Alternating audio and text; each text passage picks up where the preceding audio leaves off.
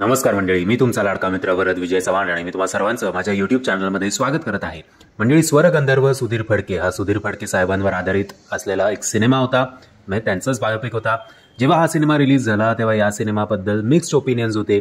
तसा पण या सिनेमाचा ऑडियन्स जो आहे तो फार लिमिटेड होता, कारण या सिनेमाला प्रॉपर प्रमोट करण्यात आलं नाही. आजच्या पिढीला सुधीर फडके साहेब कोण आहेत, त्यांनी काय काय करून ठेवलंय हे आजच्या पिढीला फार माहिती नाही आहे, कारण आपण आपला जो इतिहास आहे आपल्या कलाकारांचा तो जपत नाही.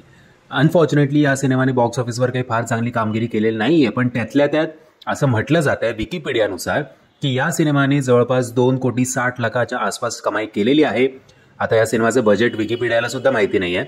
सो अंदाजे आता काय माहिती की जेमतेम या सिनेमाने कदाचित बजेट रिकवर केलं असेल किंवा नसेल सुद्धा.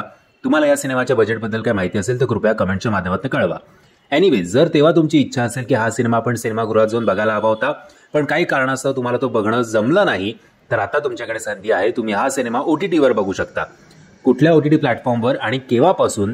तर हा सिनेमा आजपासून म्हणजेच 19 जुलै 2024 पासून तुम्ही बघू शकता Amazon प्राईम या OTT ॲपवर.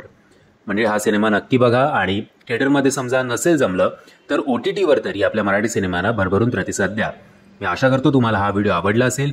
जर तुम्हाला हा व्हिडिओ आवडला असेल तर प्लीज या व्हिडिओला लाईक, शेअर आणि चॅनलला सबस्क्राईब करायला विसरू नका. जय हिंद, जय महाराष्ट्र.